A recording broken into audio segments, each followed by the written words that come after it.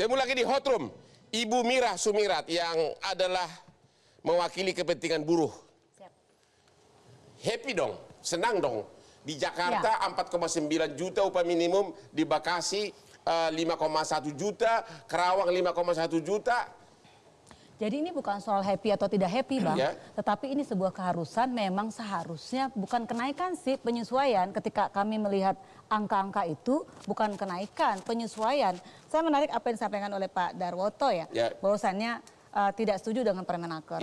Kami buruh juga nggak setuju kok tentang keberadaan PP 36 tahun 2021. Toh tetap jalan terus PP 36 itu dijadikan untuk perhitungan UMP 2020, 2021, 2022. Nggak ada persoalan.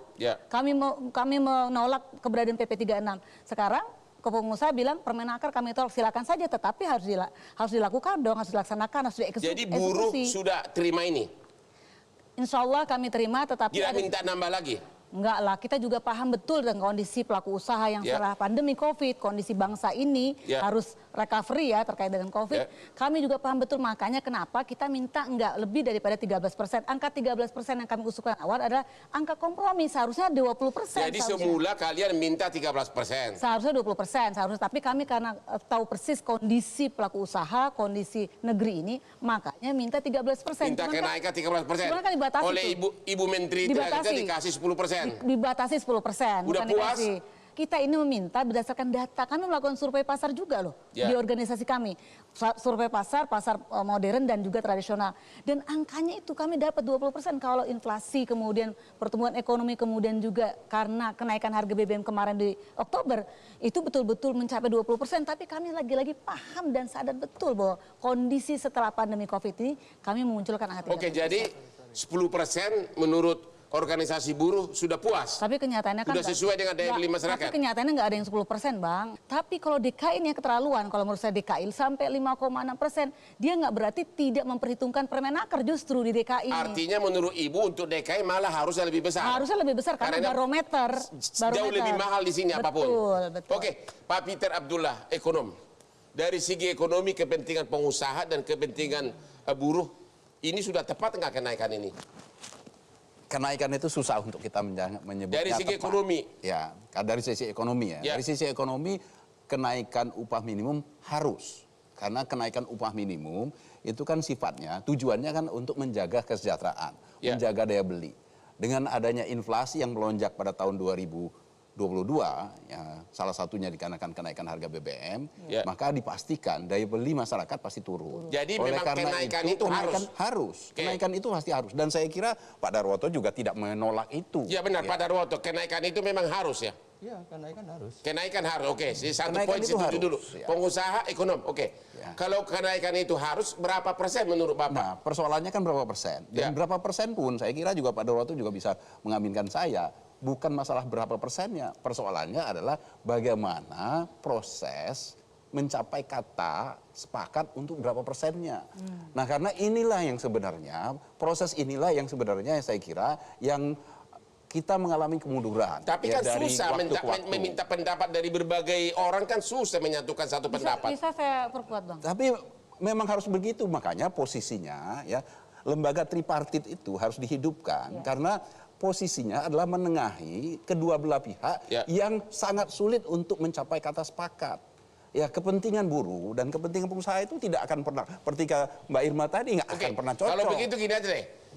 Pada akhirnya kan ke angka juga. Menurut Bapak sebagai ekonom, setuju nggak dengan Permen nomor 18, 10% kenaikan maksimum? Setuju atau tidak? Saya setuju. Karena angkanya, kenapa saya setuju? Kalau angka karena angkanya itu tidak menyebutkan berapa. Maksimum 10%. Jadi berarti ini diserahkan kepada kondisi pada masing-masing daerah kota. Ya, untuk kota-kota atau daerah-daerah yang mengalami kondisinya memang memerlukan untuk kenaikan yang lebih tinggi, bisa lebih tinggi.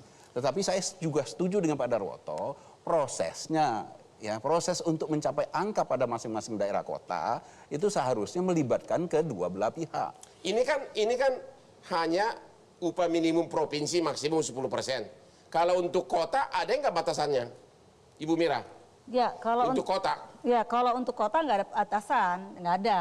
Tapi gini, saya mau memperkuat Pak Peter ya. Jadi gini, Pak Peter, ketika Permenaker yang dimunculkan itu tadi fungsi Dewan Pengupahan itu lebih aktif tuh. Sebelumnya PP 36 tuh ditidurkan, Dewan Pengupahan tuh ada 3 unsur, pekerja, pengusaha, dan pemerintah.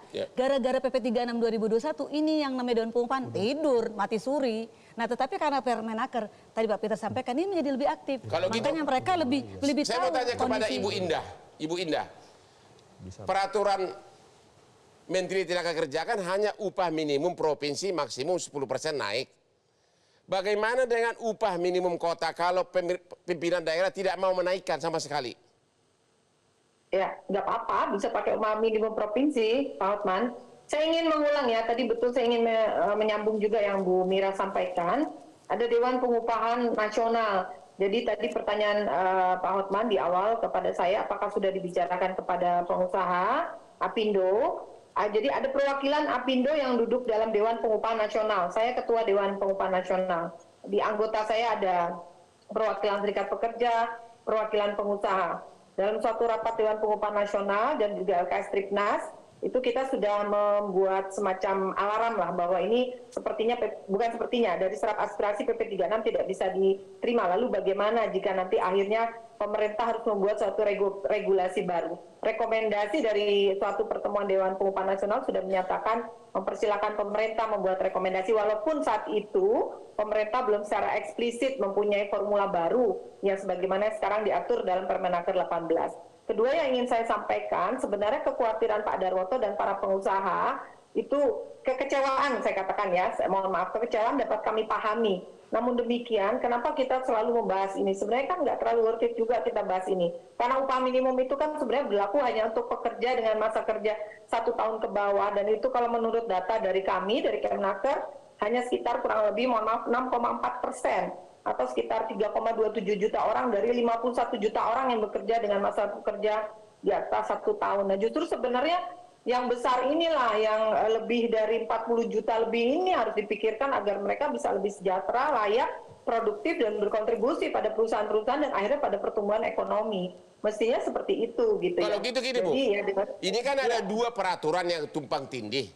Peraturan pemerintah sama peraturan Menteri Tenaga Kerja. Apindo pengusaha maunya yang berlaku peraturan pemerintah lebih tinggi. Sedangkan peraturan menteri lebih rendah. Kalau pengusaha tetap memberlakukan peraturan pemerintah yang upah minimum provinsi lebih rendah, apa sikap dari Kemenaker? Apakah menjatuhkan sanksi? Ini bukan peraturan yang tumpang tindih. Dengan hadirnya Permenaker 18 2022, sebenarnya PP 36 masih berlaku. Sebagian dari PP 36, khususnya terkait upah minimum, di dalam Permenaker nomor 18 telah dilakukan penyesuaian untuk mengatasi permasalahan sebagaimana yang tergambar dalam konsideran Permenaker 18. Tapi kan pada akhirnya keperhitungan angka berbeda dong Pak, ya Pak Darwoto, berbeda kan? Gimana Bu? Pak Alpan, ya dalam undang-undang mengenai tata peraturan perundang-undangan di negara ini disebutkan bahwa ada ruang diskresi bagi pejabat dalam hal ini termasuk menteri untuk mengeluarkan suatu aturan ya, dalam kondisi tertentu. Jadi dibolehkan karena memang untuk menjaga daya beli masyarakat. Ibu belum jawab. Gitu. Ibu belum jawab. Kalau Pak Darwoto atau pengusaha mengatakan, gua nggak mau tahu itu peraturan menteri, lebih tinggi adalah peraturan pemerintah. Mereka melaksanakan formula dalam peraturan pemerintah. Sikap Depnaker gimana? Yang menetapkan upah bukan pengusaha. Mau PP 36 ke, mau Permenaker ke, mau Undang-Undang 13 ke, semua mengatakan yang menetapkan upah minimum setiap tahun adalah gubernur, bukan pengusaha. Pak Darwoto gimana? Apa upaya hukum yang Bapak lakukan kalau Bapak tidak puas atas peraturan Kemenaker ini? Ya, kita hanya ingin ada kepastian hukum. Nah, oleh karenanya, Apindo bersama 9 asosiasi perusahaan itu melakukan uji materi. Sudah? Sudah. Sudah melakukan upaya hukum? Sudah. Wah, kok saya nggak disewa pengacaranya Pak? Oh, kapan didaftarkan Pak? Saya lagi sibuk, kalau nggak salah kemarin deh. Sudah didaftarkan ke Mahkamah Agung? Mahkamah Agung, ya. Waduh, jadi? Bang Hotman kan masih sibuk di Hotroom, jadi. Oh, jadi berapa pengusaha yang sudah masuk ke permohonan hak uji material? 10 Dasarnya asosiasi. apa? Dasarnya adalah pertama, peraturan menteri yang 18 ini tidak sesuai dengan peraturan pemerintah. Ya, peraturan pemerintah di situ. Terus kemudian penetapan upah minimum ini tidak berdasarkan kepada safety net. Karena begini Bang Hotman, kenaikan upah itu ada 2. satu penetapan upah minimum yang ditetapkan oleh pemerintah, dan yang satu adalah kenaikan upah secara reguler berdasarkan kemampuan di perusahaan masing-masing untuk masa kerja yang di atas 1 tahun. Nah ini mekanisme ini kan sudah berjalan gitu loh. Nah ketika upah minimum ini naiknya seperti yang sekarang, otomatis ini kan menjadi upah sundulannya besar. Benar. Ya kan? Itu kan yang yang selalu menjadi perdebatan di tingkat perusahaan. Oke, jadi intinya upaya hukum tindakan hukum sudah dimulai oleh para pengusaha. Iya. Kita tunggu hasilnya. Kita istirahat dulu setelah yang berikut ini.